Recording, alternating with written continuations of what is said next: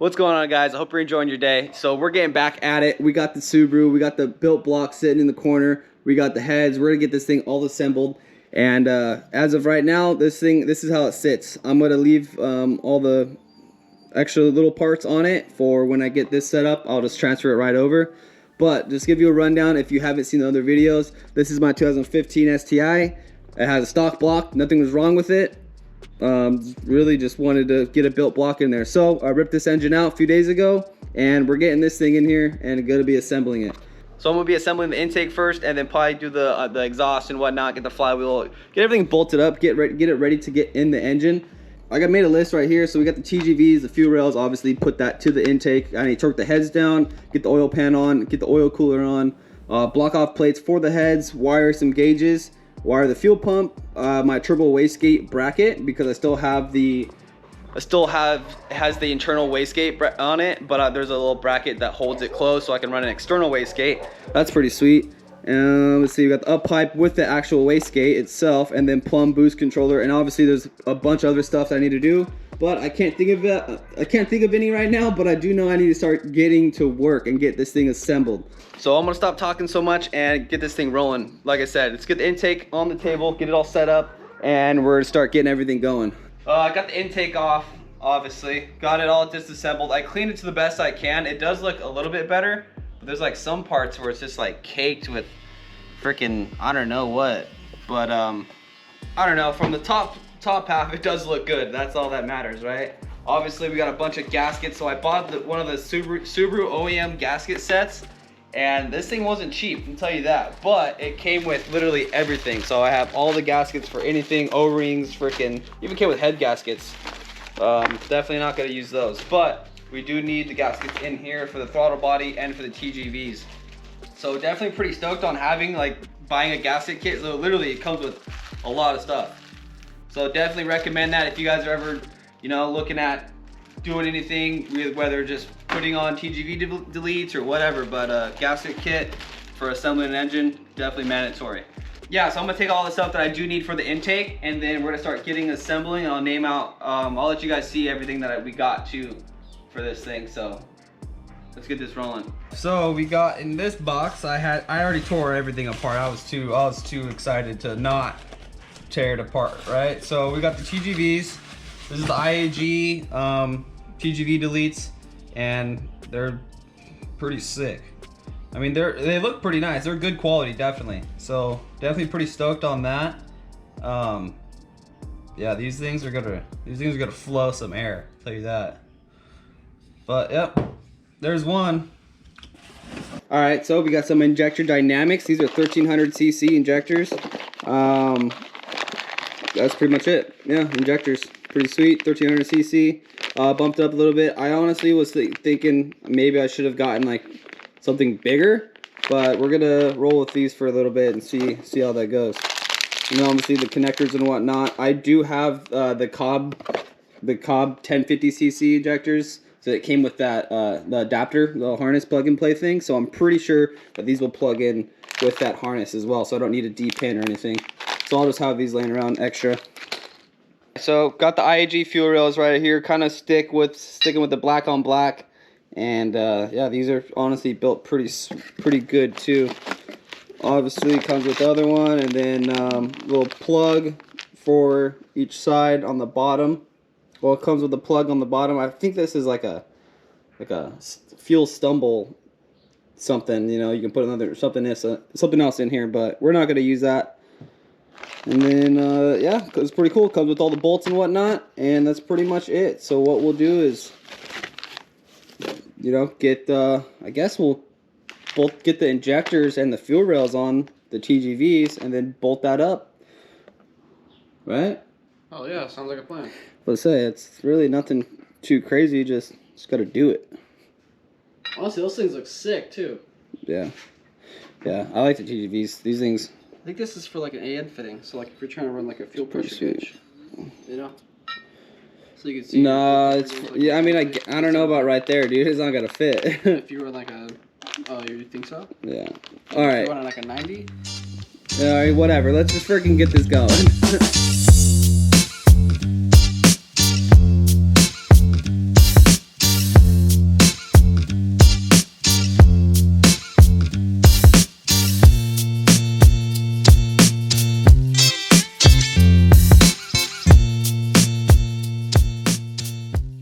So that was honestly a lot simpler than I thought.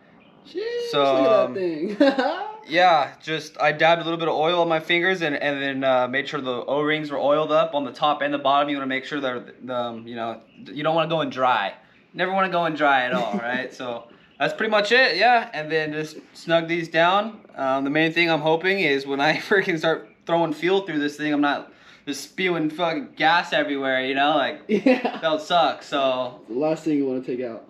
Yeah, but yeah, that's pretty much it. And then what we need to do is I'll orientate the intake. So like say the front of the engine, it'll be sitting like that.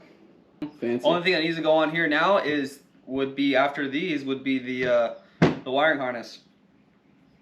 Sick. Mm-hmm. So get that wrong.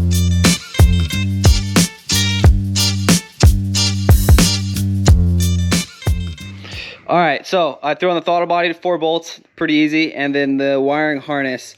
That was just 2 bolts right here. I gotta get a bolt right here, and then that's pretty much it. And I can't really do much with this. I have it upside down just because of the wiring harness, but that's pretty much it. Now we gotta get the block on the stand. This is a very big moment. I've been waiting for this for about 2 years. Get this thing out of the plastic. I've already looked at it too, so nothing's broken on it and whatnot. It's just been sitting. But Greg and Ryan are here.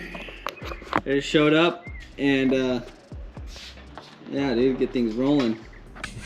Dude, that's, you know, that's the fucking coolest part. Quiet on set. All right, so we got this block. So it's an ING stage 2.5, right? So it has the forged internals, and then it's also closed deck. So that's pretty sweet. Okay. So it gives you new studs for down here, because these are 2 studs that come out, and there's nuts that go on the backside of the trans. Look at that! You can see the IAG rods. You can see the IAG freaking rods in there. It's funny.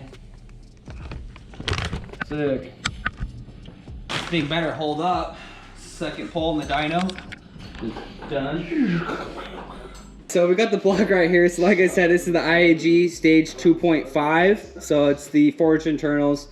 And then obviously they're closed deck too. So that's pretty sweet. This thing is, they say it's rated for like 650 bhp or something like that. So like roughly like 600 horsepower. Nothing too crazy. I mean, it's gonna be some fun, but we got the head. I got the new head sitting right here. We'll bust this out. I'll show you guys what's that all about. But we got the gaskets, the JE Pro Seal. We're gonna clean the surface, get this gasket on, get the dowels in, and yeah, descend it. So we still got the 11mm. We're going with the 11mm head studs. Obviously ARP. That's kind of like what everybody does because they're a good brand, which makes sense, right? Now, it's my first time opening the box, and I don't know what I'm doing still, but I'm gonna fake it till I make it. Some lubricant. We got the washers. We got the nuts. And then we got these sweet head studs. Allen wrench head. Send her on down. Installation method for Subaru 2.5 Doch EJ series. Inspect hardware prior to installation. Yep, looks good. Ensure proper thread engagement and accurate torque readings. Clean all threads in the block. Chase if necessary. Okay. Clean the spot faces and cylinder head. Yeah, okay. Install head gasket and cylinder head. Screw the studs into the block hand tight. Do not apply torque. I'm gonna read this stuff and get a full understanding of it, and I'll get back to you. Yeah, so the threads that go into the block, it's just you let them in dry and just get them hand tight right until they bottom out, and then you wanna put this fastener assembly lube over the threads on the top, and then also to the bottom of the nut itself. And then you gotta make sure that these are dry and have all that lube or whatever off of it. Make sure they're completely dry. And yeah, we'll start doing that.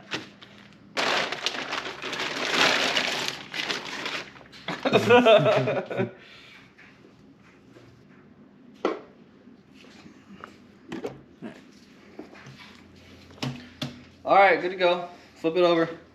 Now, so we're gonna take these caps off because I bought these cams. So these are, I think they're IG stage 2, whatever. So they're pocket ported, and then it has the upgraded valve springs and retainers, and then I have the GSC S2 cams. So these cams are definitely gonna let it breathe a lot better too. So we'll get these zipped off real quick, set aside so we can get the head studs in. Oh, because they're right under it, huh? Yeah. Right there. And there, so let's take these off.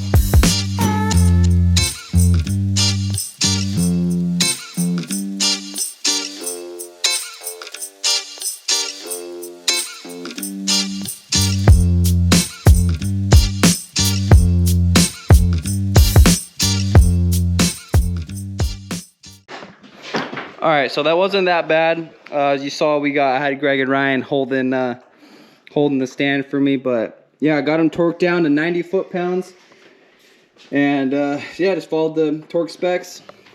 Just follow the torque specs: 1, 2, 3, 4, 5, 6, and then yeah, we're from 30 foot-pounds to 60 to 90, and that's pretty much it. Now we gotta get these cams on here, these beautiful cams. Get them set up. I gotta get some assembly lube on them, and then get them torqued down.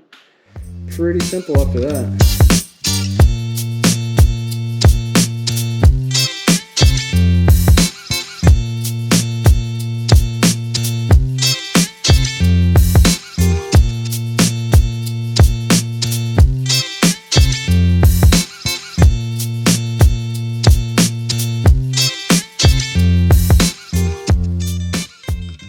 Alright, so some time has passed. I got the other head on, and it's kind of starting to look like an actual Subaru engine now, right? With the laptop on it.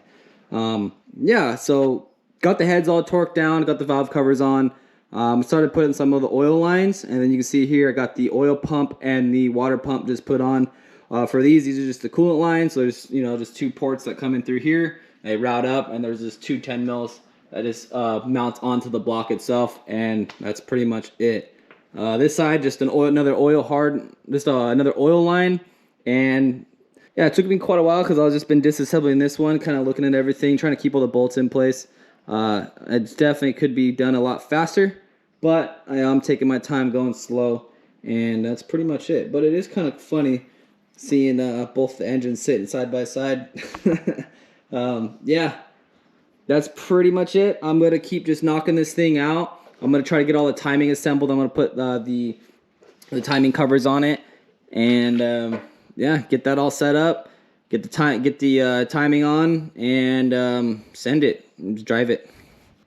So I got a new timing belt kit. It's the Gates timing belt kit. It comes with literally everything. So I just torqued everything down. Got these snap-on torque wrenches. Thanks, Greg. Thanks, David, if you're watching this. But yeah, pretty stoked. Getting everything's just flowing, taking a little bit longer, you know, like I said, taking my time, making sure that those 2 plugs, I put that sealant on there. So definitely don't want to be having any oil leaks. Wanted to just take my time, go slow, and yeah. So definitely looks freaking awesome, all shiny, and then this one, like, it's pretty beat up compared to this. That looks, shoosh. Let's go ahead and keep rolling, and slowly but surely just knock everything out.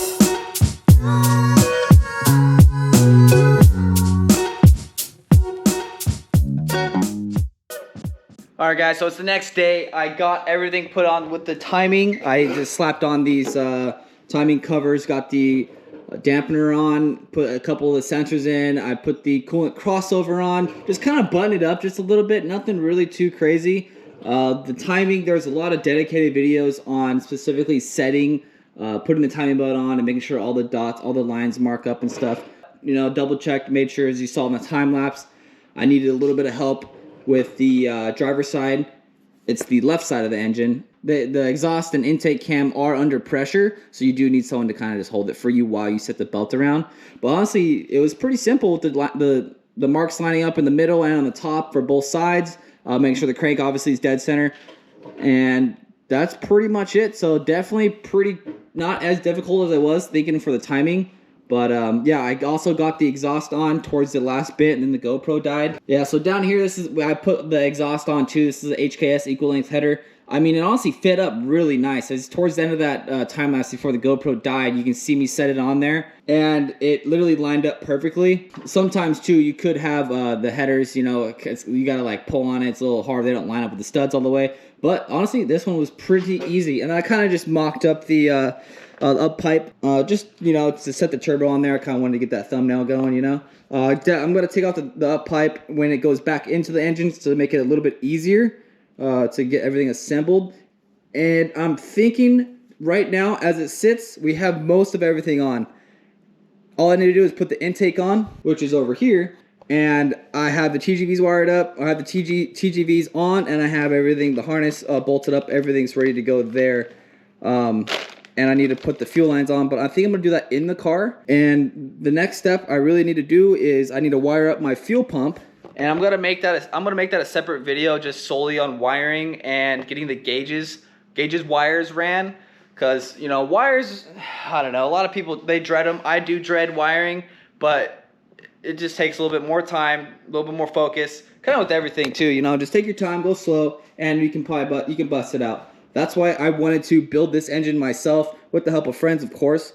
But, you know, especially with the cost of labor, it's very expensive. And if you do it yourself, you do learn, and you can, you know, maybe mess up on something, or just, you know, overall, just it's a good learning experience. So definitely pretty stoked on how it came together. And I think I was overthinking a little bit with the EJs, because there's so many videos out there, and the little things that I was confused about was like a couple of these routing lines and whatnot. Yeah, not too bad at all. Really just a couple hoses, and just that's pretty much it. And then making sure the plugs are in on the front and the back, which I haven't done the back yet. I'll do that with the clutch. That's pretty much it. Kind of everything's just realistically, this is ready to get the intake slapped on and put in the car. But another thing too is I'm kind of debating whether I want to wait to put the intake on in the car or not. But I don't know. I'm thinking I'll probably just put the intake on right now, because a lot of times too is when the intake's on in the car with the turbo on, I got to put the turbo inlet in, and I got to mess with it, and it's kind of a pain to get it on. But that's pretty much it. I also put in these the air pump deletes. So I forgot what these ones are. They're not labeled. Yeah, I forgot what brand they are, but they weren't too expensive. Also put in the cylinder 4 coolant mod. I was kind of up in the air about running it, but since I already had it, and the hoses I had already kind of chopped up to tee it off to run it from the heater core to that cylinder 4, I was thinking might as well just run it. I mean, I have it, might as well use it, right? So other than that, really simple, nothing really too crazy. Like I said, I still need to put the cover plates in the back, but that's got to be when I go do the clutch and whatnot, so I can get to it easier. The oil cooler wasn't too bad either. So the actual bolt that the oil filter screws onto, there's a big socket you can put on it and get that loose. And then just the hoses and stuff, you slap the hose on, bolt, another hose going from the water pump, and that's it. And also too, you have that return line for that hose. But yeah, I am pretty stoked. I'm getting super excited. I'm ready to drive this damn thing. Yeah, maybe I'm talking too much. But anyway, guys, that's going to end it off for this video, because we have a lot more stuff to do, more wiring, which will be in next video. The intake and stuff, that's going to be in another video. But also, too, we have a lot of wiring, like I said. I'm going to get that fuel pump wired. I'm going to get all my gauges, like, pre-wired and kind of set up and ready. Super excited, super stoked. I honestly, I just need to drive this damn thing already. But like I always say, if you guys have any questions about any routing or any hoses or any bolts or any things that I had difficulty with, be sure to throw that down in the comments. I'll try my best to answer. But thanks for watching. Make sure to leave a like and subscribe. Catch you on the next one. Peace.